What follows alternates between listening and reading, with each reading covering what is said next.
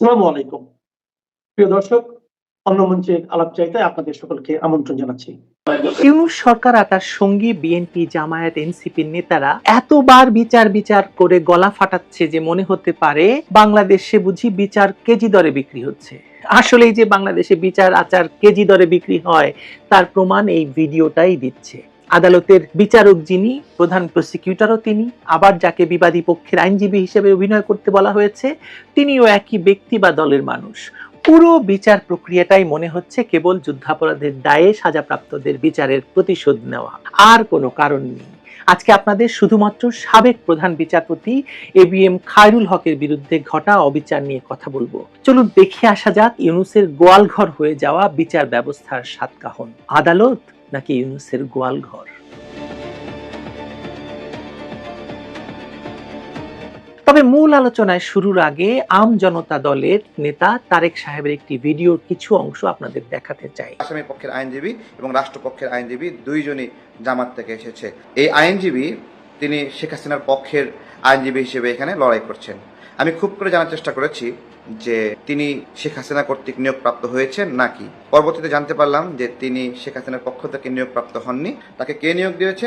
তাকে এই তাজুল ইসলাম ভাইরাই তারাই নিয়োগ দিয়েছেন যে শেখ হাসিনার পক্ষেও একজন থাকা উচিত সেই হিসাবে। আমি তাকে কেন একটি আপনার হলো ষড়যন্ত্রের অংশ মনে করছি এই বিচারিক প্রক্রিয়ায় বা ব্যাঠিক বলছি, ব্যাঠিক এভাবে বলা যায় যে আমি যে জিনিসটা এখানে খুঁজে পেলাম যে শেষের দিকে আপনারা দেখলেন যে তিনি বিচারকের সঙ্গে হাসছেন যে তিনি যদি শেখ হাসিনার খালাসের বিষয়ে মতামত না দেন তাহলে তো দেশের মানুষ হাসবে। আমার আপনাদের কাছে একটা প্রশ্ন, দেশের মানুষ হাসবে এবং এই যে বিচারক এবং শেখ হাসিনার পক্ষে আইনজীবী যাকে দেখানো হয়েছে এটা কি আপনাদের কাছে স্বাভাবিক মনে হচ্ছে? আমার কাছে স্বাভাবিক মনে হচ্ছে না। দেখলেন তো ভিডিওটা? কেন দেখালাম বলুন তো?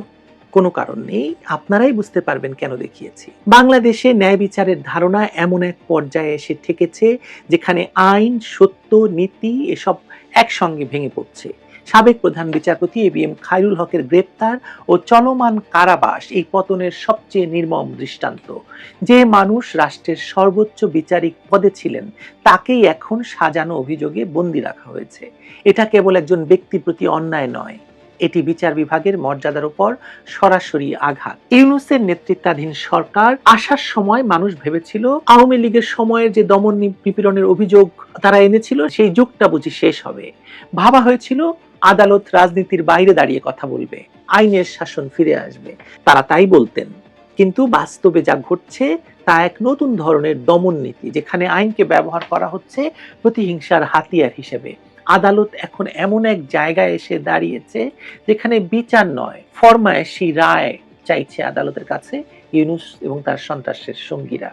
সেটা শেখ হাসিনার বিরুদ্ধে যেমন সত্য, সাবেক প্রধান বিচারপতি এবিএম খায়রুল হকের ক্ষেত্রেও সত্য।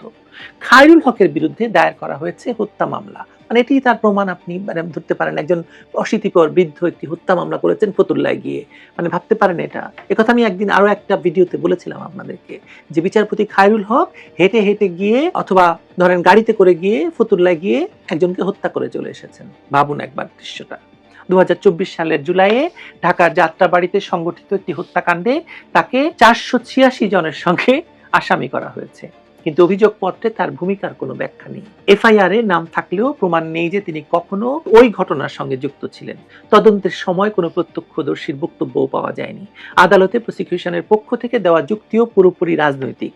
বাদী পক্ষের আইনজীবী প্রকাশ্যে বলছেন শেখ হাসিনাকে ফ্যাসিস্ট বানানোর কারিগর খায়রুল হক, তাই সব হত্যা মামলায় তাকে আসামি করা উচিত। এটি কোনো আইনি যুক্তি হতে পারে না, এটি আসলে প্রতিহিংসার ঘোষণা। এই মামলার পরের ঘটনা প্রবাহ আরো বিভীষিকাময়। কোয়াশমেন শুনানির দিন হাইকোর্টে শুনানি শুরু হওয়ার পর অ্যাটর্নি জেনারেলের অফিস হঠাৎ সময় প্রার্থনা করে যেন শুনানি পিছিয়ে দেওয়া যায়। কারণ একটাই, খায়রুল হক যেন আরো দিন কয়েক কারাগারে থাকেন। আদালতে ন্যায্য শুনানি বিলম্বিত করার এই প্রবণতা নতুন স্বাভাবিকতা। বিচার বিভাগের স্বাধীনতা যেখানে নষ্ট হয়ে যায় সেখানে ন্যায় বিচারকে কেবল কাগজে টিকে থাকে। ইউনূস সরকার মুখে বলছে সংস্কার, বাস্তবে করছে দমন নীতি। আজ আইন শৃঙ্খলা বাহিনী যেভাবে ব্যবহার হচ্ছে তা আওয়ামী লীগের সময়কেও ছাড়িয়ে গেছে। তখন ক্ষমতা রক্ষায় বল প্রয়োগ ছিল, এখন প্রতিপক্ষকে চূর্ণ করার আনন্দ আছে। বিচার বিভাগকে এই কাজে পুরোপুরি রাজনৈতিক যন্ত্রে পরিণত করা হয়েছে। খায়রুল হকের আইনজীবীদের বিরুদ্ধেও মামলা সাজানো, ওয়াশমেন শুনানিতে সময় ক্ষেপণ, এমনকি সমালোচনাকারী আইনজীবীদের উপর হামলা, সবই দেখাচ্ছে যে এখন আদালত আর নিরপেক্ষ নয়, এটি ভয় এবং প্রতিহিংসার একটি কেন্দ্রে পরিণত হয়েছে। দ্বিতীয় মামলা অর্থাৎ 2011 সালের তত্ত্বাবধায়ক সরকার বিষয়ক রায়ের জালিয়াতি মামলা পুরোপুরি আইনি একটা কৌতুকের মতো। একথা আমি বলিনি, কথা বলছেন ডক্টর ইউনূসের বা এই লাল বিপ্লবীদের প্রিয় ভাজন ডেভিড বার্গম্যান, ডক্টর কামাল হোসেনের মেয়ের জামাই। অভিযোগ করা হয়েছে সংক্ষিপ্ত আদেশে থাকা হতে পারে শব্দদ্বয় পূর্ণাঙ্গ রায়ে নেই, তাই সেটি আসলে প্রতারণা।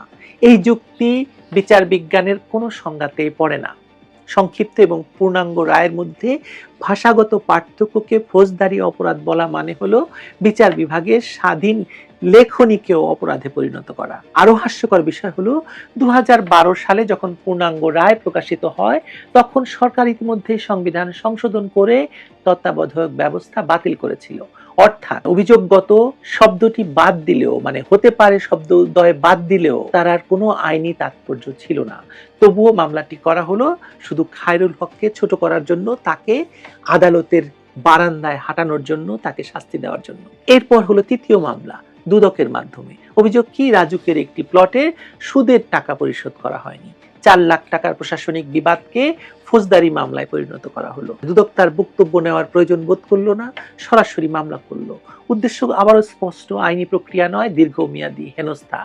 এই মামলাগুলোর একটারও বাস্তব ভিত্তি নেই, সরকার সেটা জানে যেটার কোনো ভিত্তি নেই। তাহলে কি এই এবিএম খায়রুল হককে তো কিছুদিন বন্দী রাখা গেল, তাই না? এটাই তার শাস্তি। এই বৃদ্ধ বয়সের চেয়ে বড় শাস্তি আর কি হতে পারে?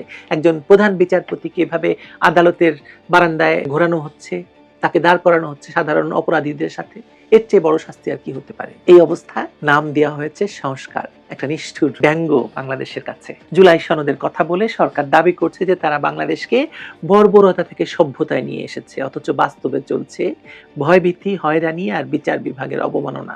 ন্যায় বিচার তখনই সম্ভব যখন বিচারক স্বাধীন থাকেন। এখন বিচারক স্বাধীন, আপনারা যে প্রথমে ভিডিওটি দেখলেন সেখানে মনে হয়েছে বিচারক স্বাধীন, বিচার ব্যবস্থা স্বাধীন অথবা আইনজীবী স্বাধীন। আপনি তো দেখলেন যে কি হাস্যকর অবস্থায় নিয়ে গেছে বিচারকে। মানে শেখ হাসিনাকে ফাঁসি দেওয়া হবে কিনা হবে না সেটা শেখ হাসিনার জন্য যে আইনজীবীকে নিয়োগ করা হয়েছে সেই আইনজীবী বলে দিচ্ছেন। বিচারকরা জানে অতিরিক্ত ন্যায়পরায়ণতা মানেই বিপদ। এই বিপদে কে পড়তে চায় বলেন জেনে শুনে? আজকে যারা ক্ষমতায় তারা এক সময় এই আওয়ামী বিরোধী দমন নীতির তীব্র সমালোচক ছিলেন। তখন তারা বলতেন আইন শৃঙ্খলা বাহিনী রাজনৈতিক হাতিয়ার আর আদালত আওয়ামী লীগের কার্যালয়। আজ তারা নিজেরাই সেই একই অন্যায়ের উত্তরাধিকারী, শুধু রং বদলেছে, সংস্কৃতি নয়। এই নৈতিক পতনই বাংলাদেশের বিচার ব্যবস্থাকে ধ্বংসের পথে ঠেলে দিচ্ছে। খায়রুল হকের 3টি মামলায় আইনি দিক থেকে টিকবে না, টেকে না, কিন্তু আদালত নীরব। বিচারকরা এখন জানেন যে নীরবতাই নিরাপত্তা। আইনের ছাত্ররা একসময় শিখত কি ন্যায় বিচার হচ্ছে অন্ধ, এখন তারা দেখছে ন্যায় বিচার মানে ভয়, হাত জোর করে রায় দিয়ে দেওয়া। মানে এই অবস্থাকে আপনি কি বলবেন, প্রতিশোধ নাকি বিচার বিভাগের এই আত্মসমর্পণ? আদালত এখন আর আদালত নয়, হয়ে গেছে কি ইউনূসের গোয়াল ঘর। আমি বলছি না যে বিচারকরা গরু, কিন্তু তাদেরকে গরুর মতোই খাটানো হচ্ছে, জোয়ালে জুতে দেওয়া হয়েছে, হাল চাষ করছে তারা। এখন আইন কেবল বেড়া, আর ক্ষমতার পোষা গরুগুলো সেই বেড়ার ভেতরে ঘাস খাচ্ছে। যাকে মালিক অপছন্দ করবেন তাকে গুতিয়ে সোজা করে দেওয়া হবে।